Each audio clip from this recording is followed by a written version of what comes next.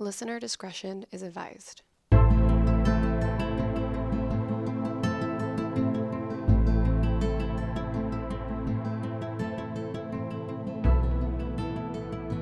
Hi everyone, welcome back to the I Should Totally Be Dead Right Now podcast, where we tell true stories of survivors of true crime, natural disasters, and everything else in between. So we are back from our, little vacation or Woo-hoo, what? our hiatus, That's if right. you will. Yes. Our month off where Yeah. I just scampered around and did Yeah. Okay. Sounds good, Michelle. You scampered around. That's... Okay. No scampering. What'd you do, Michelle, for the month? I don't even fucking know at this point. So, is now, our season 2, I guess we I would think say? so. Yeah, I'm going to say that. Yeah. So, this season, we're doing something a little bit different. We will still have guests, but just periodically. Every now and again, Yeah. rather than all the time. Because we Yeah. really just hate all those motherfuckers. And it just seems like a giant hassle to have them over and then have to make them drinks and the Yeah. whole thing. No, I don't mean any of that. They were a delight. They are. All our guests have been super great. It's just been hard getting so many guests, I guess. All at once. We ran through all of our friends, which is probably... We're out of friends, yeah. We're Pretty out much. of friends now, so Yeah. sorry about it. I had 3. Yeah. No, I had, if you include Joel, my husband, Sure. then as a friend, then I had 4. Yeah. Okay. Did I have 4? Anyway, it doesn't matter. But anyways, you did We're have 4. back. Yeah.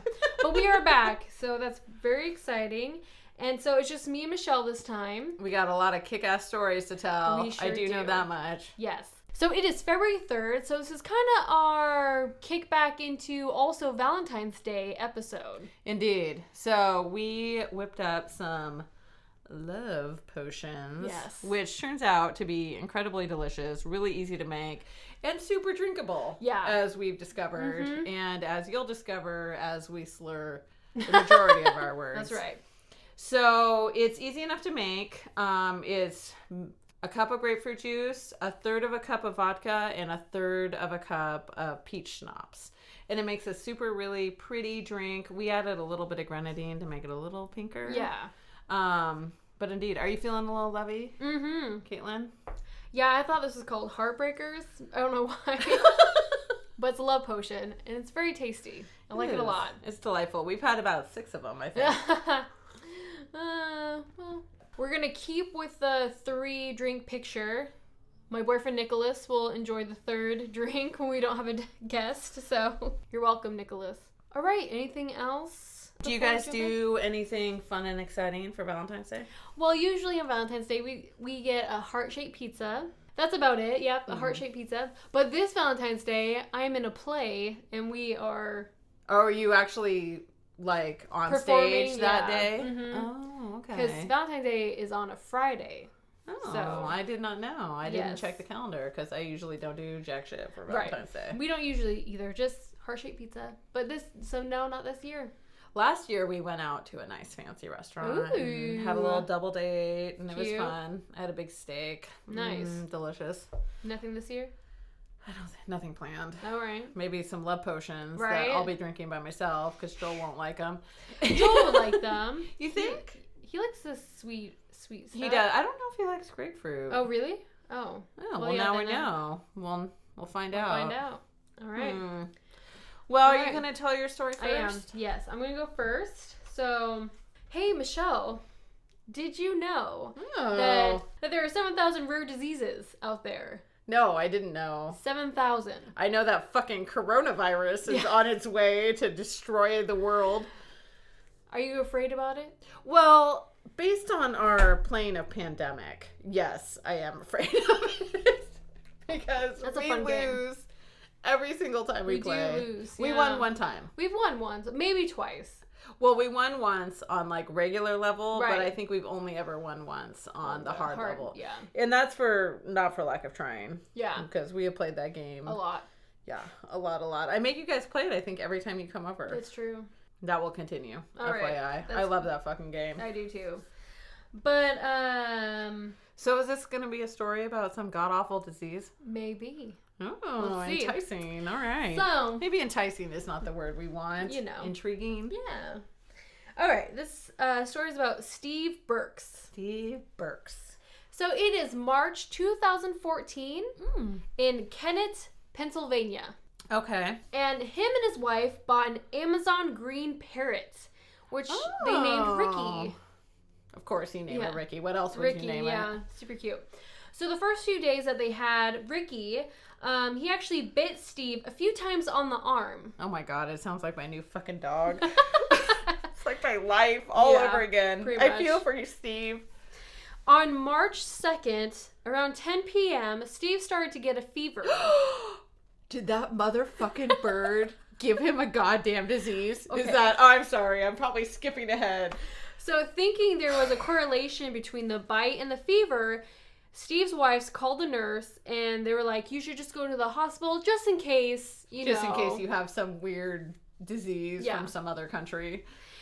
They went to Jennersville Hospital where they put actually a respirator and IV with antibiotics to try to stabilize him for a few days.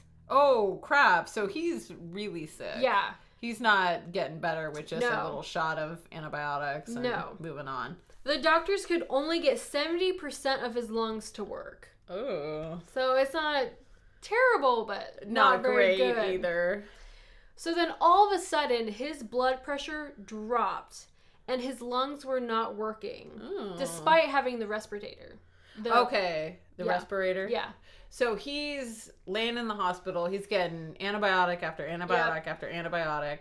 And then his lungs start to fail. Is that what you just said? Pretty much, yep. So since his blood pressure dropped and his lungs were not working, they had to fly him to Jefferson Hospital in Philadelphia. Oh, so we're hitting the big leagues. Yeah. Now.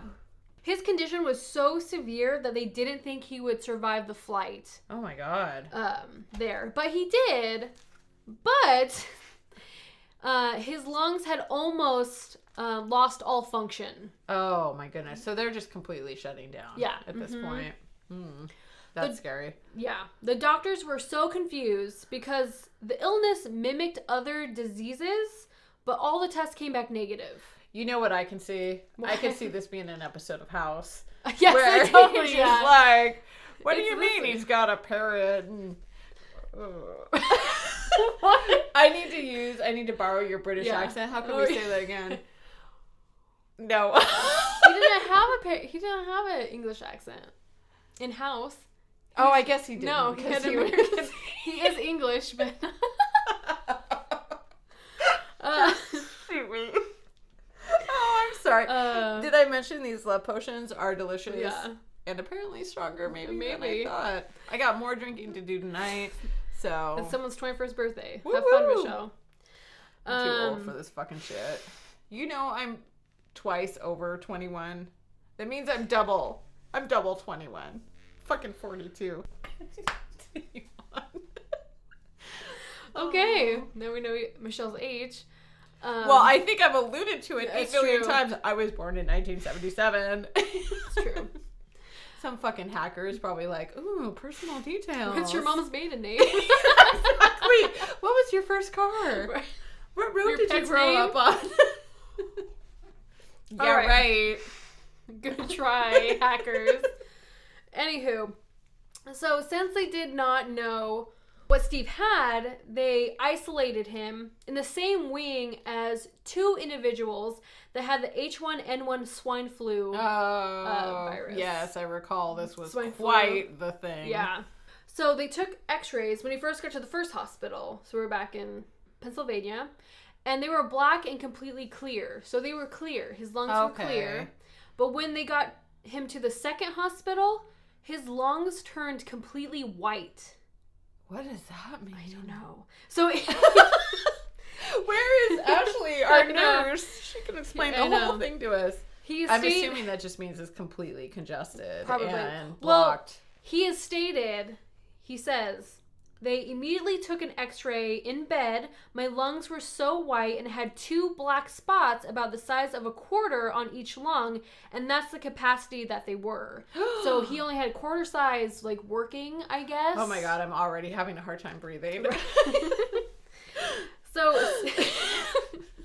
Michelle, that's not it. Okay. Okay. Steve, stop the whole rest of the time. Do you ever have that where you have a hard time breathing? I have after asthma, so yes, it's a common. Yeah, I fucking know what hard time breathing is. No, like if you watch someone who's underwater on TV or something, do you ever struggle to breathe? No. Okay. Steve was continually going downhill. Like he was declining. He's all over the place, just not doing well. And the doctors had to contact the Centers for Disease Control and Prevention about this because they didn't know if it was a disease that's new or that could be spreading. So the doctors told Steve's wife that they will continue to do tests on him, but they want to do something they haven't tried before. Oh, my word. Some experimental medicine. That's always enticing. I don't know why I keep saying enticing. That's enticing. It's not enticing. Okay. Intriguing. Okay. That's what I want to say. Oh, God. So, a team of 12 doctors were on Steve's case. Shit. It is house. Yeah. They decided to put him on a ECMO, which is a extracorporeal membrane oxygenation. Thank you. I can't say no, that. That's good. No, that's good. So what this does is it takes blood out of his body, cleans it, and then returns it back into his body. Okay. Do they add any oxygen No. at that point? No, I don't think so. Well, I'm just thinking with the oxygenation. Right. I can now say you that can word. Say it. Yeah. So this type of treatment is usually done with patients that have heart problems. So this is kind of new because his lungs are infected, not his heart. So Interesting. they wanted him to do this treatment at the same time as having the respirator and also being on a special bed that would cradle him for 3 hours, then a brief rest, then flip his body and cradle him again. No, that's actually super important. My nephew has a bed like this. Oh, at does home. he? Yeah. Oh. Where certain parts inflate and then deflate so he can sort of stay moving all the time. Interesting. It's to help prevent a lot of bed sores and keep your blood hopefully from clotting, is my understanding. Okay. It just sort of keeps him moving all the time. I did not know that. Okay. And Interesting. So the doctors told Steve's wife, which she's a lawyer, so I'd be careful. Yeah, no shit. My God, half the shit I would say I'd be sued for over. So, the doctors told Steve's wife that if his organs were not at 100% during this treatment, he would not have a chance of survival. Oh my God. His wife told them that they need to do whatever they can to try to save him. I feel like that's a good move.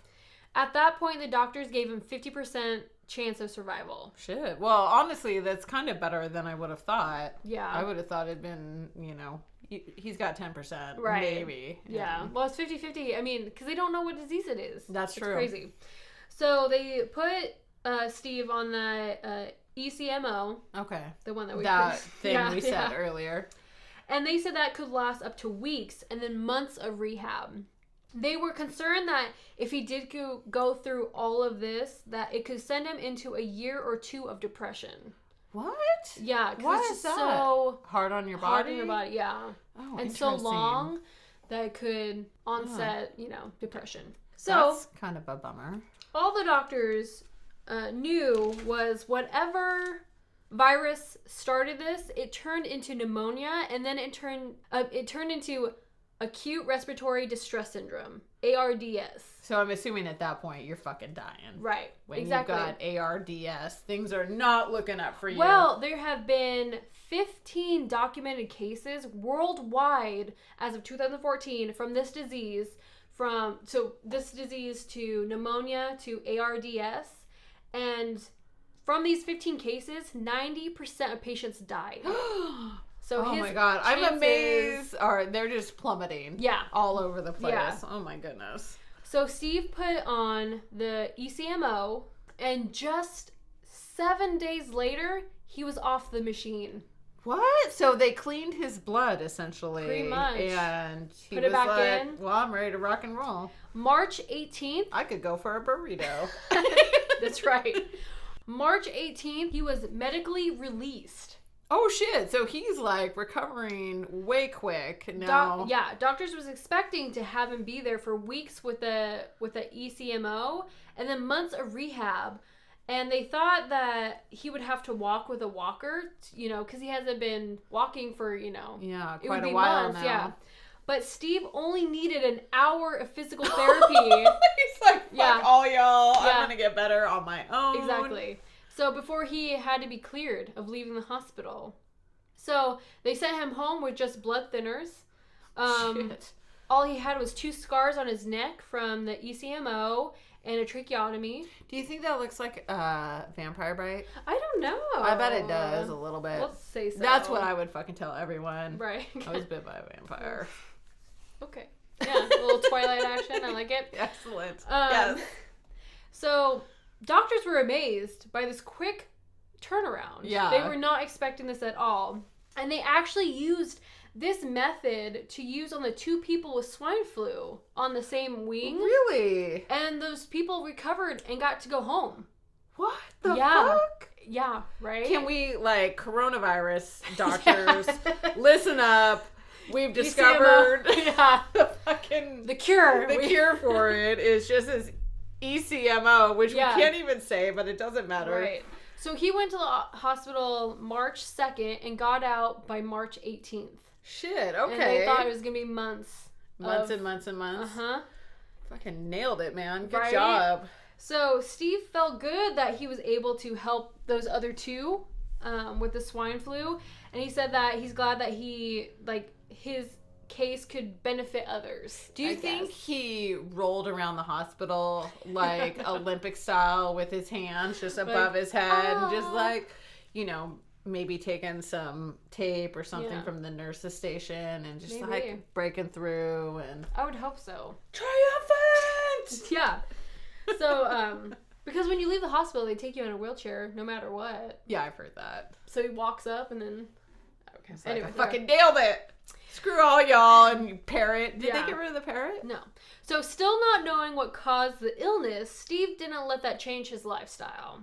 He's like, I'm going to get bit by that parrot again, and it's not even going to be a thing. Well, he states, this is what he says, things happen for a reason, and each step took a reason. It started with Ricky. I'm not a truly religious person, but there was a higher power that was looking over me then. Steve is thankful for Ricky because if Ricky didn't bite him, then he probably wouldn't have gone to the hospital in the first place. Probably. Yeah. So the doctor said that if he didn't come to the ER, he would have lasted 8 hours and he would have died. Oh, shit. Yeah. So Steve threw a surprise 50th birthday party for his wife. Aww. And also a thank you to all the doctors that saved his life and all the doctors that helped him attended the party. Oh, that's fun. It is fun. So he survived, and they still don't know what disease he had. They don't know. They still, even to this day, they don't know? No. Oh my God. They don't know. Which is crazy. Which is scary because you don't know what's wrong with you. I'm going to say that my big takeaway from this story is that Joel better throw me a fucking 50th birthday party. It's soon. I'm just saying. That hurt my feelings. Oh. Okay, we're back. We have to take a little break. Michelle got a little upset. Over the fucking 50-year-old comment, you're goddamn right. And then we talked about how your 30s are great, but your 40s are better. And according to her parents, your 50s are even better than that. So it's only up from here. Yeah. Yeah. I'll fucking kill you. You're in your fucking 20s. Not for long. You still have a couple years. I have 1 year left. No one's having it. Okay. No one's buying what you're selling.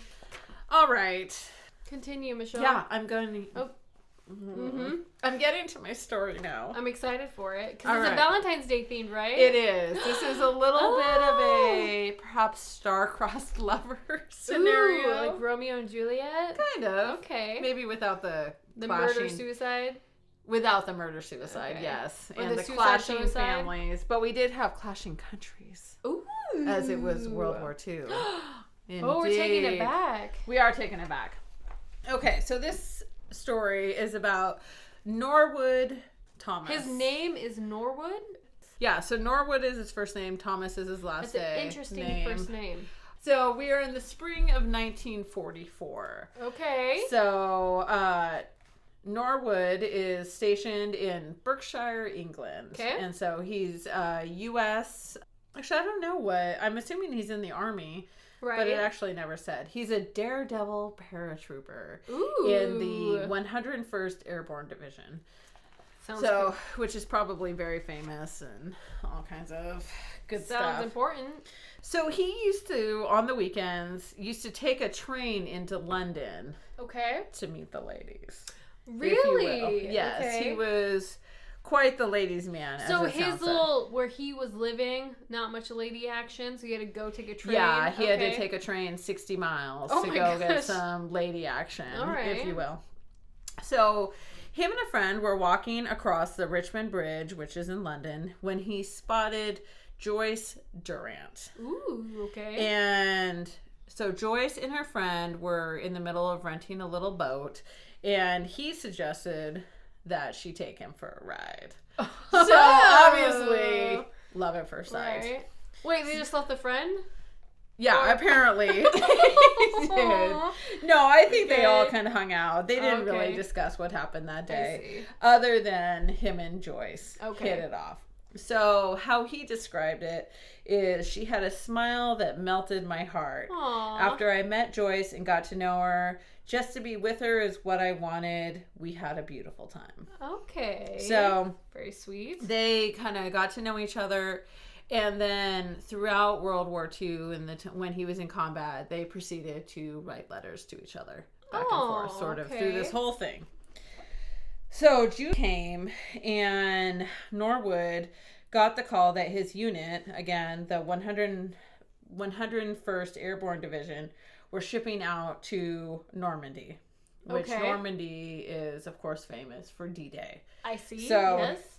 D-Day had arrived. Ooh. So he, on June 6th, with Joyce's picture in his pocket, Aww. he jumped into the pitch black night.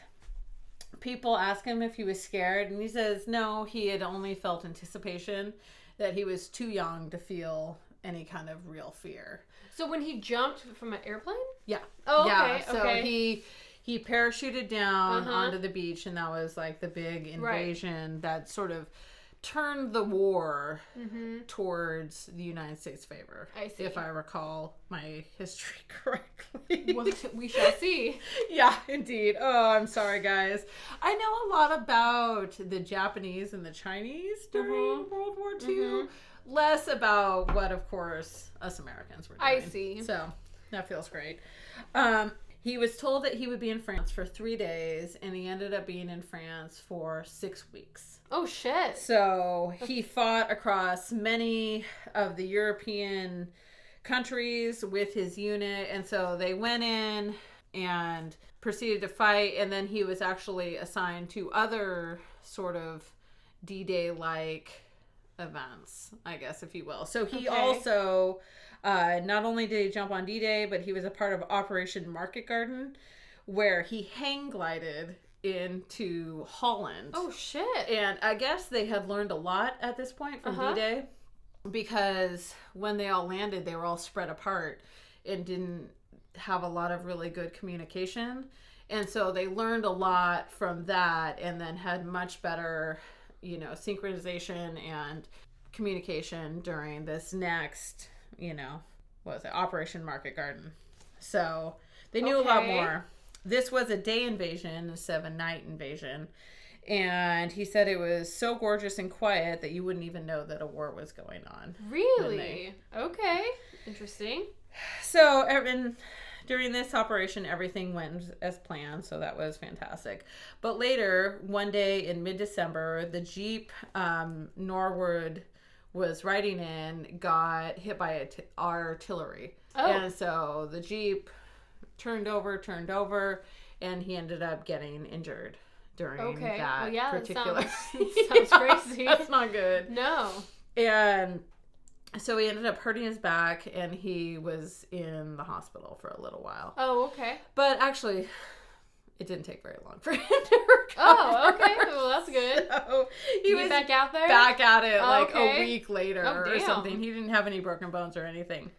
He just needed a rest. Yeah, he just needed probably a little chill out. Right. And he's just like, I'm going to hang out Hang here out, for a yeah. minute. So he returned to his barracks just as the German army was giving Brigadier General Anthony McAuliffe. McAuliffe. I apologize, McAuliffe, because that's probably not how you say his name at all. I want to say it is true because I said it, but probably not. Well said. So, General McAuliffe, hopefully. Oh my God. They're like, bitch, that's not how you say his name at all. We're trying our best. I know, guys. Please. Yeah. Be nice. Yeah. He was given an ultimatum by the German army that was said, surrender or we're going to blow you fucking up like crazy. Okay. And his response, which was profound and exhilarating to his men, was nuts. Like nuts? Nuts. Yeah, he said nuts. That's it? Nuts. It says it right Nuts. there. Nuts. We're not fucking doing it. The Germans, in response, bombed the whole fucking place. Oh my God. Okay. Yeah, I bet. And so Norwood had to retreat into a foxhole that he had essentially dug for himself. Wow. So he was like buried, and he said it was miserable. Just the cold was enough, let alone what was happening all around them. Everything was miserable. So. Sounds like it. Yeah, so he not only had the Jeep roll on top of him, but then he had to be stuck in a foxhole for quite a while. So just sort of shitty. Yeah. Yeah. So eventually the Germans surrendered, as we well know, at the end of World War II. So on May 8th, 1945, the Germans surrendered, and Norwood was in the second wave of people to be sent home to America. So did he like bury back out? Yeah, I think at this point he's made his way out of the foxhole and he Second actually fought all over the place. Mm. And in fact, I wish I knew more about all the different skirmishes that happened all around Europe. But he was a part of 3 or 4 major skirmishes. Wow. Where a lot of people actually died. And he survived all those. No, he's just, I think he was a specialist in Morse code. I read that somewhere. Okay, that's interesting. He was, I think, he did a lot of the communications and things. Right. Hopefully I'm not completely wrong on that. The first time I've ever heard about Morse code was in the movie Balto. When isn't that a cartoon with the dog? It is. Yes, and they go, bah, bah, bah, bah, stop. He would, I don't know, Balto, look it up. I learned Morse code, oh my gosh, this is so interesting. I learned Morse code from Big Bang Theory. Balto was before I knew about, of course, what Morse code was, but I don't know any of it. He was saying it, he's like, we need medicine, stop. But he was like, beep, beep, beep, beep, beep, beep, beep. It was very interesting to me. I was like, I could get into this. Oh my gosh, Balto made me cry as a kid. I bet. Are you fucking kidding me? You would cry, I bet. You're goddamn right. You're goddamn. Look up Balto. It's so great. No, I remember Balto. Mm-hmm. Oh, God. Okay. Sorry. So, all the while... Yes. Norwood has carried this picture with him of Joyce. And she has never been far from his thoughts all the while. So, that's so sweet. He wrote a letter proposing to her, hoping that she would come back to America and make a house a home. Oh. But alas, what? Something was lost in translation. No. And she said no. What do you mean? What? He's like, I think she didn't. They said something was lost in translation, but. She so he asked her to marry him, but she thought he said something else, and she's like, nah. That's exactly correct. Oh my gosh. So, heartbroken, he returns to America, meets a woman 2 weeks later, and ends up marrying her. Oh my gosh. Wait, they got engaged 2 weeks later, or he just met someone? He met her 2 weeks later. Okay. But they were engaged 5 months later. Okay, so, okay. So she would later become his wife, and they were married until she passed away. Oh. And Joyce ended up moving to Australia and got married herself to someone else. I see. So after 70 years. 70? Yes. Joyce got herself a computer. Okay. And Good looked job, up Norwood. Oh my gosh. So they connected over Skype. Oh and my gosh. I know, it's pure craziness. And by this time, Joyce was divorced and Norwood was a widower at this point. Right, okay. So they just wished they could hold each other one more time. And so with the help of a GoFundMe page in Air New Zealand, they reunited Oh my god. on Valentine's Day Oh my of god. 2015. Wow. So they met in person and they, hugged and were able to like reconnect. She ended up dying a little while later. Oh my god. I know. I'm sorry. A few months later, Joyce died at the age of 89. Oh my god. But Norwood still has that same picture that she had Oh my signed in the beginning God. of the war, and he kept it with him the whole time. That is heartbreaking. It is a little bit heartbreaking. I was thinking, I'm like, what? How the fuck is this with Valentine's Day? I know, you stupid But I bitch. get it. I wonder if something wasn't lost in translation, if she would have said yes. Like, I wonder what she thought he said. I know. Well, that's what he is, just full of so many what ifs. Oh, okay. Because he never stopped loving her Right. through all those years, and he Ugh. thought about her all the time. And And they got to reconnect. We're like in their 80s. yeah, in oh their my 80s, gosh. and we're able to. There's a picture of them on the internet hugging. It's Oh. the sweetest thing Oh ever. my gosh. That's heartbreaking though. So he survived all of World War II. Yeah. He was going to take his woman home. And she's like, nah, hard pass. Mainly because I think you're asking something else. Right. And he's like, well, he found, I guess they both found love again. Apparently it was super common back. In fact, they made I should look it up. I forget the name of it. It's like War Bride Act in England. So they didn't have to go, for all the women who married American soldiers, they didn't have to go through the same test or, same process to become a citizen. Oh. Because there were so many couples who Really? hooked up during that time. I see. So, I don't know. I just... Aww. No, that's a good story. I read so though. many romantic stories about military life and things. bet. And there was one about a man who had been hurt in combat. It was during the Civil War. Uh-huh. And he was told that he's not gonna live. And so they ended up escorting his wife over enemy lines to bring her to him. Really? And she ended up staying by his side, and he survived. Wow. So there's lots of kind of interesting Well, you hear a military lot stories. of stories about like people who die because of broken hearts. Like there's no like medical thing. It's just they died after their loved one passed away. It's They really say that interesting. my grandfather, I think it's my great-great-grandfather, died of a broken heart. Really? But that was over money. He Oh, lost all of that's his money in the great stock market and Well- then died of a broken heart. still a broken heart. I You're like, guess. God damn it. My money's gone. Well, Dead. You know, I probably would too. If I'd lost millions, I'd probably that's be a pretty big hit devastated. on you. I mean, I'm sure that hurts you. Yeah. I'm sure it does. Anyway, after 70 years, they reunited. 70 See, years. there's a picture of them. Oh my god, that's the cutest thing. Oh my god. I know. Well, you're still vertical, says the 88-year-old British woman as she meets her former boyfriend she last my saw in God. 1944. 44. That's so long. It's just amazing that they sort of thought of each other That the long. entire time. It's just like Titanic, which is like a movie thing, but I almost did a Titanic story. Really? Yes, because that whole thing of one guy dying and the one chick living really is a thing. true story. Is apparently. it? Yeah. Oh, I did not know No, that. I almost did a Titanic story. Draw me like one of your French girls. Is that what it was? Probably.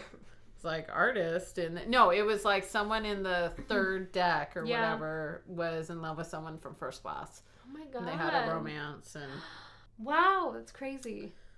I'm so fascinated with Titanic. I'm so fascinated with it. well, it's just I such should do a story. such a like tragedy because of arrogance. Right. You know, they just didn't The think. ship that can never sink. Yes, and so they did all kinds of stuff that, Yeah. you know, unfortunately made it so many people didn't survive. Well, they said if they hit the iceberg head on like they were supposed to, it would have been okay. But since they tried to turn it, the ice It just scraped the side of it and just lost ripped all, a whole yeah, hole in it. Yeah. No, the whole fucking thing. Then also people didn't have their radios on to be like for emergency.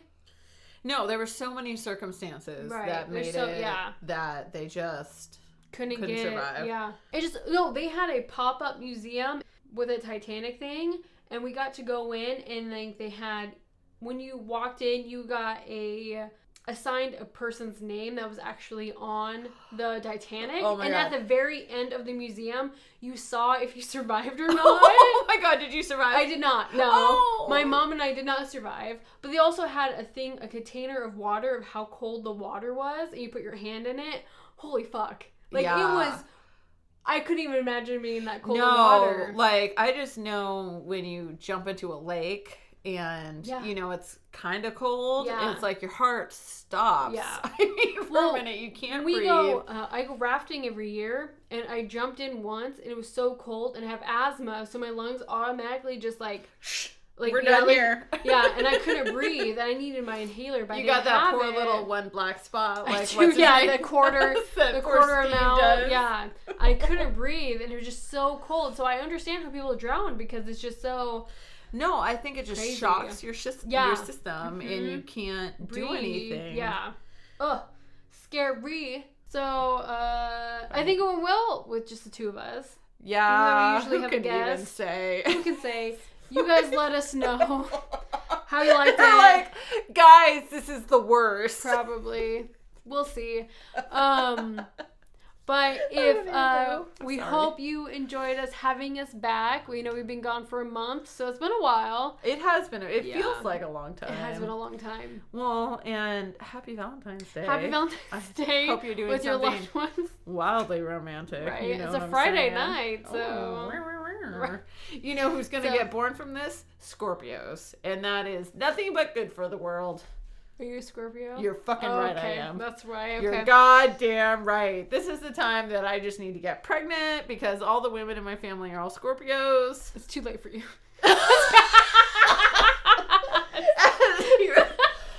I'm just kidding. You made me choke. Sorry. Anywho. I had a big comment for that and I don't even fucking remember it Sorry now. about it. Anyway, so I'm That glad. was hysterical, FYI. So we're glad we're back. So follow us on Instagram, on Facebook.